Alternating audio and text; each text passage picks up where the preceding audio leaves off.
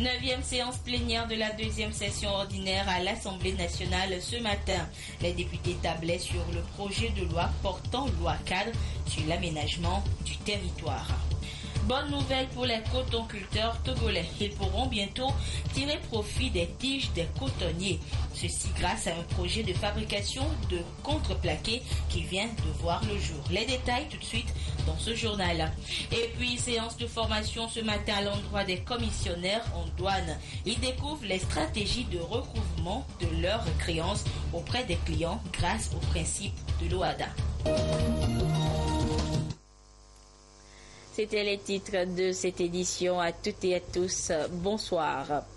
Les députés à l'Assemblée nationale réunis ce matin en séance plénière, la 9e de la deuxième session ordinaire, avaient sur la table le projet de loi portant loi cadre sur l'aménagement du territoire, projet qui a fait l'objet d'études et de votes. La séance a été présidée par la deuxième vice-présidente de l'Assemblée nationale, Ibrahima Memounato. Le compte rendu de la séance avec Pierre Soussouko et Adolphe Paca.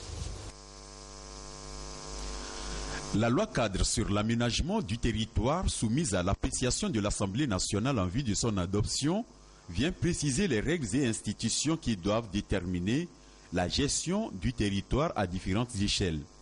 Cette loi va également servir d'instrument juridique et institutionnel dans la mise en œuvre de la politique nationale d'aménagement du territoire adoptée par le gouvernement depuis septembre 2009.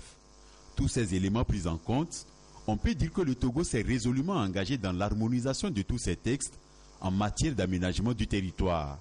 Et une fois adoptés, les interventions de l'État et autres acteurs dans l'occupation, l'utilisation du territoire national et de ses ressources seront clairement définies. La prise en compte de la politique de l'aménagement du territoire dans les programmes de développement des différents secteurs nationaux et régionaux s'avère nécessaire en vue de donner à tous les citoyens, où qu'ils se trouvent sur toute l'étendue du territoire, les chances égales de développer leurs compétences en tenant compte de leur aptitude et de vivre heureux chez eux. C'est donc un précieux document soumis d'abord à l'étude des parlementaires, ensuite aux critiques dans un débat général où les députés ont relevé son importance sans oublier les différents enjeux, notamment la loi sur le code foncier et domanial en cours de révision et celle sur la décentralisation. Face à la décentralisation qui a du plomb dans l'aile, au nouveau code foncier non adopté, au suivi et organisation des migrants en vue de leur intégration dans leur milieu d'accueil, le groupe parlementaire ANC reste sceptique et s'abstient. L'affirmation de ce droit social démontre une fois de plus la volonté du gouvernement de mettre à l'abri les Togolais contre les fléaux que sont la sous-alimentation, les problèmes d'eau, de santé, d'éducation, d'habitat et j'en passe. À cet effet, la priorisation des besoins des populations les plus défavorisées, avec à court et moyen terme l'accès à tous aux besoins sociaux sur l'ensemble du territoire, est un gage qui rassure les députés dans leur engagement à soutenir le gouvernement. La deuxième vice-présidente, Memounato Ibrahima, a soumis enfin le projet au vote. La majorité l'emporte et le Togo vient ainsi de voter sa loi cadre portant aménagement du territoire. Je demande au commissaire du gouvernement de prendre en compte les préoccupations des députés dans l'élaboration des futurs textes et en traitant avec diligence toutes les questions liées au foncier et à la transhumance. Enfin, j'espère vivement que la mise en œuvre de cette loi permettra une gestion plus efficiente des projets élaborés par le gouvernement et d'autres acteurs, qu'elle permettra un développement plus participatif et plus harmonieux pour le bien de nos populations, à qui je souhaite d'ores et déjà une très bonne et heureuse année 2016. Un beau présent en cette fin d'année selon Memounatou que le Parlement offre au peuple togolais qu'il représente, d'autant plus que son objectif principal est de réduire les déséquilibres entre les communautés locales et les régions, donnant ainsi la chance aux Togolais à chaque localité d'avoir accès à un minimum de services sociaux de base. Direction à présent d'Apaon où beaucoup de jeunes et autres personnes ont bénéficié des fonds mis à leur disposition par le PRADEB, programme d'appui pour le développement à la base. Sur le terrain, plusieurs réalisations sont enregistrées, comme nous le fait découvrir Désiré Aloy dans ce reportage. Une bergerie qui procure de la joie à son propriétaire à Dapan. Le jeune entrepreneur a bénéficié de 2 millions de francs CFA des fonds du PRADEB, programme d'appui au développement à la base, ceci après une formation initiale. J'ai bénéficié d'un crédit de 2 millions auprès du PRADEB qui m'a permis d'augmenter l'élevage de la pentate et entamer la bouche des bœufs. Donc par l'intermédiaire de cette embouche, j'ai aussi développé une autre activité qui est l'achat et le dressage des bœufs de trait pour fournir à la population paysanne les bœufs de trait pour la campagne agricole de chaque année. Je suis en train de construire un abattoir moderne pour l'abattage des bœufs. Ici, c'est un autre exemple de réussite. Avec 1 million de francs CFA, le groupe Mwanenga Soso s'est spécialisé dans la production de tomates et d'oignons. Une initiative qui a permis à ses membres de sortir de la précarité. Le programme nous a beaucoup aidé, puisque avec ce programme, nous avons pu étendre notre production. Avant, on était à 0,5. Aujourd'hui, nous sommes déjà à 2 carrés de... Le gouvernement togolais, à travers le programme PRADEB, soutenu par la Banque Ouest Africaine de Développement BOAD, contribue à la réduction de la pauvreté. L'appui au développement et à la promotion de l'emploi des jeunes est l'objectif global visé. Franchement, lorsqu'on parle de l'émergence d'un pays, ce n'est pas des actions pareilles qu'on pourra arriver. Et vraiment, moi je suis dans toute la région des Savanes, dans les 5 préfectures de la région des Savanes. Je suis fier de ce qui se passe. Je suis très satisfait, d'autant plus que tous les bénéficiaires de ce programme, que ce soit les GIE, les groupements d'intérêt économique, que ce soit les jeunes, ou vraiment au niveau des plateformes, on voit que ça bouge. Ce sont parmi tant d'autres des résultats atteints en 2015. Une réussite encadrée par l'ONG Recherche, Appui et Formation aux initiatives de taux de développement RAFIA. Ces acquis de PRADEB dans la préfecture de Tone doivent inciter d'autres jeunes et autres couches à la base à s'illustrer pour bénéficier du programme ouvert à tous. Également en actualité, le Conseil des ministres s'est réuni ce lundi matin au palais de la présidence de la République sous la direction du chef de l'État. Le ministre en charge de la communication, Guy Madjé Lorenzo, nous en livre la teneur. S'est réuni ce 28 décembre 2015 au palais de la présidence de la République sous la conduite du président de la République, son Excellence M. Faure Esozimna Gnassingbé. Au cours de ces travaux, le Conseil a adopté un décret et a écouté 2 communications. Le décret adopté par le Conseil des ministres fixe les attributions du ministre de l'Urbanisme, de l'Habitat et du cadre de vie et porte réorganisation et fonctionnement du dit ministère. L'objectif de ce décret est d'assurer une meilleure adéquation entre les nouvelles missions assignées au ministère de l'Urbanisme, de l'Habitat et du cadre de vie, issues de la formation du dernier gouvernement, et l'ensemble des services qui lui sont rattachés. Autrefois axé sur le développement urbain, l'habitat, la promotion immobilière et les infrastructures ainsi que les équipements urbains, les missions du ministère s'étendent désormais à un 4e volet, à savoir l'amélioration du cadre de vie, volet qui occupera désormais une place importante dans les actions à mener pour contribuer à l'amélioration du cadre de vie des citoyens. En outre, 3 nouvelles directions ont été créées pour permettre au ministère de mieux relever les défis urbains auxquels notre pays est confronté. Au titre des communications, le Conseil a suivi un premier exposé consacré aux résultats de l'enquête sur le questionnaire unifié des indicateurs de base de bien-être et du profil de la pauvreté au Togo pour 2015. Réalisé par l'Institut national de la statistique et des études économiques et démographiques, l'INSEAD, cette enquête basée sur l'expression des ménages togolais fait ressortir de fortes tendances traduisant l'amélioration des conditions de vie des populations togolaises comparativement aux données recueillies dans le cadre de l'enquête précédente réalisée en 2011. Plusieurs améliorations significatives ont ainsi été enregistrées pour l'accès aux services sociaux de base en matière de sécurité alimentaire, de santé, d'éducation, d'alphabétisation et d'emploi. Il ressort également de l'étude que les indicateurs de pauvreté et des inégalités se sont nettement améliorés au cours des 4 dernières années. Les résultats complets de l'enquête seront rendus publics lors d'un atelier de présentation qui sera organisé très prochainement. Quelques points saillants méritent d'ores et déjà d'être soulignés. Les indicateurs de la pauvreté et les inégalités se sont améliorés dans l'ensemble du pays. L'enquête révèle que l'incidence de la pauvreté est passée de 58,7% en 2011 à 55,1% en 2015, soit 3,7 points, consolidant ainsi la baisse constatée entre 2006 et 2011 qui était de 3 points. En ce qui concerne l'accès aux services sociaux de base, il ressort de l'enquête que la proportion des ménages utilisant l'électricité comme principal mode d'éclairage est passée de 39,2% en 2011 à 48,3%.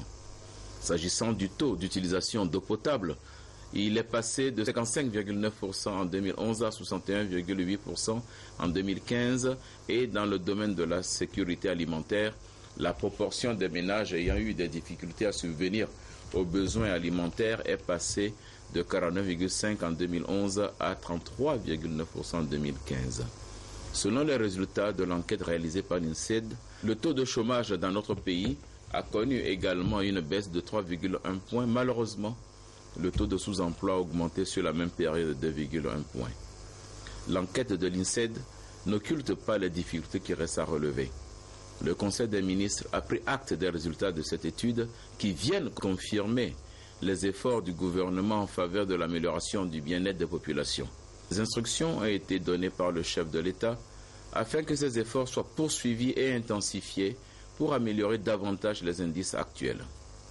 La deuxième communication présentée au cours des travaux du Conseil des ministres de ce jour est relative au renforcement du dispositif de la planification et de suivi-évaluation au sein des ministères. En dépit de nombreux progrès qu'il a enregistrés, notre pays fait face à un problème de capacité en matière de planification et de suivi-évaluation.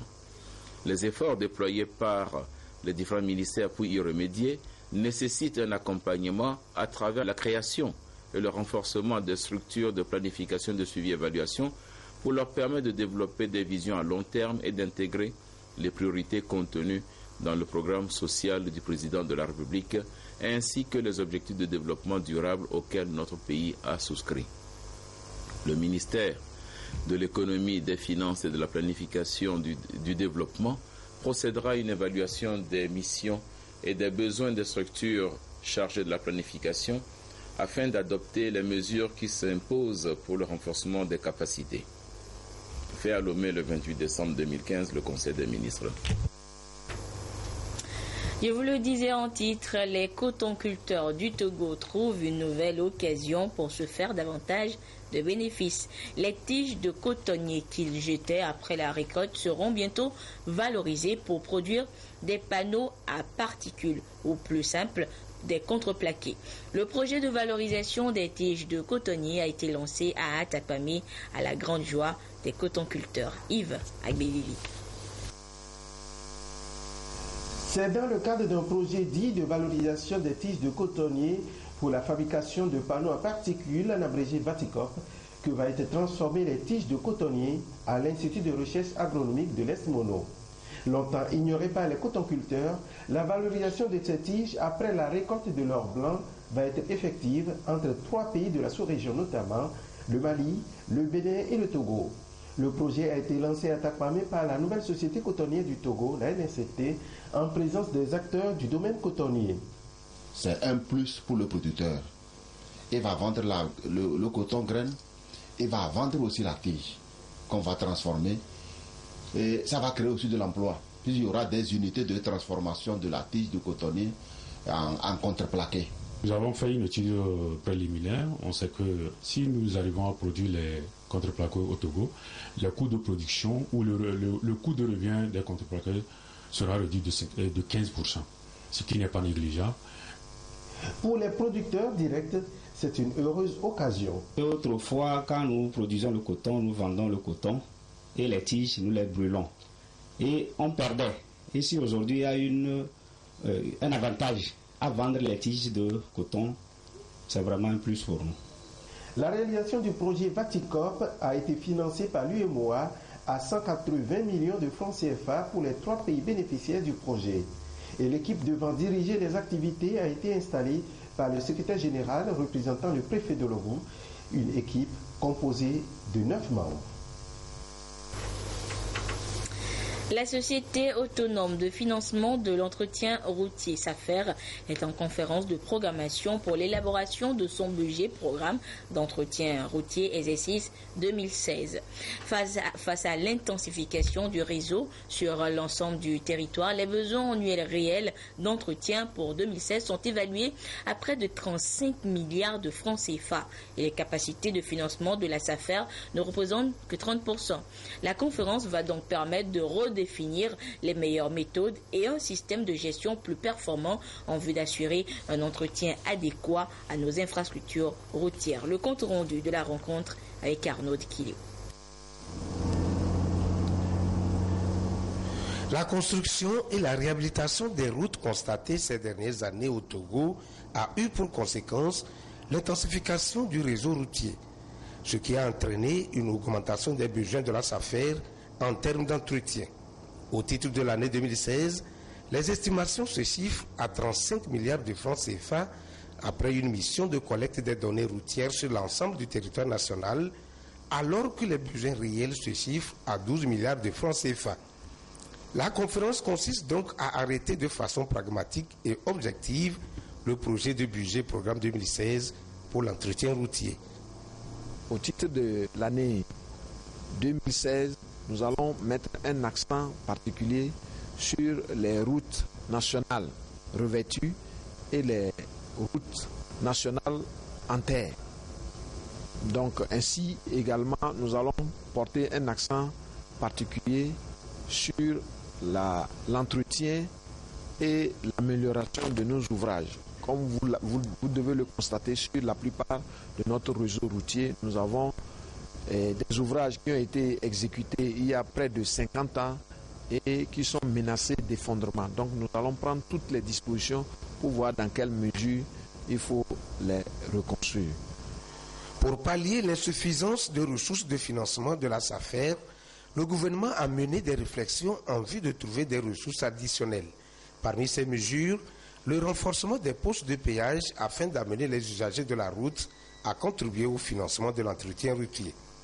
Il y a une légère amélioration avec une baisse des besoins réels à 35. L'année passée, c'était 36 milliards. Cette année, c'est 35 milliards. Il y a également une augmentation légère des recettes attendues par rapport à l'amélioration de la mobilisation que nous attendons constater. Donc, il y a quand même un peu une couverture qui s'est améliorée. De 30%, nous sommes autour de 34%. Cette amélioration s'est matérialisée par l'augmentation des recettes des péages. Nous sommes aujourd'hui à plus de 3 milliards. Or avant, on était à 1,5 milliard. En 2016, avec l'ouverture des postes de péage à Mango, Adeta et Ponyo, le niveau des ressources de la SAFER sera sans doute élevé. Elles permettront de couvrir plus de la moitié des besoins à satisfaire. Comment aider les commissionnaires agréés en douane à recouvrir aisément leurs créances auprès de leurs clients? La Chambre de commerce et d'industrie du Togo se préoccupe du sujet et organise une formation à l'intention des acteurs portuaires sur les dispositions prévues par le droit OHADA face à cette situation. Le reportage est signé Prudence Zissou. Dans leur mission quotidienne de transit, les commissionnaires agréés en douane sont le plus souvent confrontés à des difficultés relatives au recouvrement des créances par les clients. Une situation qui fait appel à des moyens juridiques de pression à exercer sur les débiteurs. La Chambre de commerce et d'industrie du Togo estime alors que ces acteurs de la chaîne logistique internationale pourront mieux exercer leur rôle en s'appropriant les mécanismes et dispositions prévus par le droit OHADA en matière de gestion des contentieux. Tout reversement permet de faire en sorte qu'on active notre fonds qui est au sein de la Chambre de commerce et d'industrie du Togo. Et nous devons tout faire pour que l'ensemble des opérations de transit puissent s'effectuer normalement. Plus le transitaire a tous les contours pour pouvoir retirer son argent correctement, plus il travaille sereinement pour que les opérations de reversement ne puissent pas être effectuées sur le territoire national. Donc c'est à nous de faire en sorte que l'ensemble de ces opérations puissent être effectives. Avec cette formation, nous voulons renforcer notre capacité en matière de gestion des créances, en matière de gestion de notre clientèle, pour ne pas toujours laisser des plumes lorsque nous avons à leur faire des opérations. Deux importants mécanismes seront développés aux commissionnaires agréés en douane afin de les amener à mieux appréhender les subtilités de leur profession et à pouvoir relever les nouveaux défis qui s'imposent. Les mécanismes sont essentiellement de deux sortes. Le privilège du commissionnaire que la loi prévoit au profit des commissionnaires pour recouvrer les créances issues du contrat de commission. On va voir également le droit de rétention que l'OHADA prévoit également au profit du commissionnaire pour recouvrer les mêmes créances. La Chambre de commerce et d'industrie du Togo fait de la formation des opérateurs économiques une priorité. Elle accompagne également les entreprises dans l'atteinte de meilleures performances avec un accent particulier sur la qualité de leurs produits. Toujours à Lomé, le collectif des organisations de la société civile de la région maritime tient une session axée sur le thème « Les fondamentaux d'un réseau associatif ». C'est pour fédérer les synergies en un réseau dynamique et professionnel. Ramdan Bassina.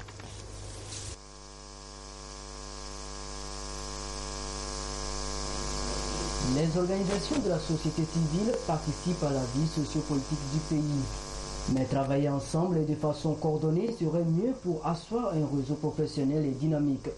C'est ce que le collectif des organisations de la société civile de la région maritime, COSCREMA, ambitionne en organisant cette session de formation à l'endroit d'une cinquantaine d'organisations membres. Une formation soutenue par le ministère de la Planification du Développement et financée par le projet d'appui à la société civile et à la réconciliation nationale PASCRENA. Quand on participe à la vie d'une association, il faut en connaître les mécanismes, il faut en connaître les tenants et les aboutissants. Et donc, une fêtière comme COSCREMA ne doit pas se contenter d'être seulement une fêtière, mais elle doit également apprendre à ses membres à fonctionner en réseau. Au cours de l'atelier, on va les aider à comprendre ce qu'on appelle un réseau. Nous allons essayer de domestiquer ce concept-là, c'est-à-dire l'appliquer au COSCREMA. Justement, pour fédérer les énergies et surtout développer une coopération agissante entre membres et acteurs, 262 structures ont été formées au cours de 12 ateliers dans les mois de juin et juillet 2015. Le COSCREMA, créé depuis décembre 2013, s'emploie à insuffler une nouvelle dynamique au sein des associations et ONG affiliées. Nous sommes en période de fête et période de fête rime avec nourriture. Eh bien, une entreprise panafricaine à le top potentiel international veut promouvoir l'alimentation saine et équilibrée, surtout en cette période. Et pour cela, elle ouvre un restaurant bio. À la découverte du restaurant 100% vegan food avec Robert Potogbe, Augustin Kossi et Silver Abdou. On l'appelle 100% vegan food, un nouveau concept gastronomique mis en service par Top Potentiel International au Togo. Il se donne pour objectif d'amener les gens à observer un régime alimentaire sain, naturel et donc végétal. Cet événement que nous avons organisé, c'est pour informer le public et surtout leur montrer que nous avons créé un cadre où il peut venir manger naturel, sain, pour une santé optimale. Et quand nous parlons de l'alimentation naturelle, ici, nos ingrédients, nous faisons attention, nous choisissons plus des ingrédients bio. Parce que tout ce qui est cultivé avec des produits chimiques, les pesticides, des engrais chimiques aujourd'hui, la science nutritionnelle nous montre aujourd'hui que tout ce que nous mangeons avec ces produits chimiques détruit nos cellules. 100% Vegan Food est une cantine César Kame ouverte au public. On y découvre des mets pour tous les goûts et pour toutes les générations. Mais attention, pas de produits carnés ni raffinés. Rien que des substituts bio. Nous avons des substituts qui nous permettent de faire tous les plats africains, les plats européens et d'autres créations de grands chefs, mais en version vegan. Nous avons aussi des desserts faits à partir des substituts de lait. Nous utilisons le lait de soja, le lait de maïs, le lait de riz pour faire nos pâtisseries. Manger bio, c'est donc manger naturel de façon équilibrée. Et ceux qui en ont fait l'expérience témoignent. J'ai eu des palpitations de cœur que j'ai essayé de guérir à travers des hôpitaux. Mais je vous dis que c'est par ce régime que je vis maintenant. Si je vis aujourd'hui, c'est grâce à la nourriture végane. Donc, je vous invite chacun ici à ne faire qu'expérimenter un peu. Top Potentiel International est une entreprise panafricaine présente dans 6 pays de l'Afrique francophone. Bâtir un monde de bonheur et d'abondance, voilà son credo. Il se donne comme arme la formation au bien-être intégral et à l'intelligence des affaires, seul moyen de création. Une association de ressortissants de Dapaon à Lomé va en guerre contre la déperdition du patrimoine culturel de la région des Savanes. Et ce dimanche à Lomé, les membres de ce regroupement ont échangé sur les actions idoines à mener pour la sauvegarde de ce patrimoine et comment travailler en synergie pour le développement de leur milieu. Lucassi, Rachel Aouko.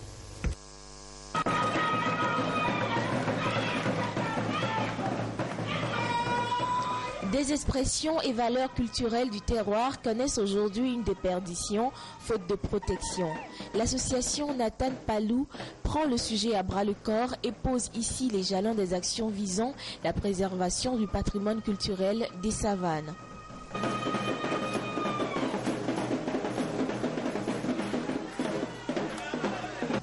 Nous avons fait la réflexion en disant non, tant que nous avons encore la vie, il faut relancer ce que faisaient nos parents. Parce que c'est une chaîne. C'est les gens qui nous ont passé la mèche. Nous avons le devoir de passer aussi la mèche à nos enfants. Nous avons réfléchi et souhaité que cette rencontre ait lieu pour vraiment raffermir d'abord notre fraternité et puis donner la culture à la jeunesse. Au-delà de ces réflexions sur le patrimoine culturel, cette rencontre était une tribune de partage, de fraternité et de retrouvailles pour les filles et fils de Dapaon regroupés dans l'association Nathan Palou. Ils ont essayé de mutualiser leurs idées et efforts pour venir à bout des problèmes qui minent leur milieu.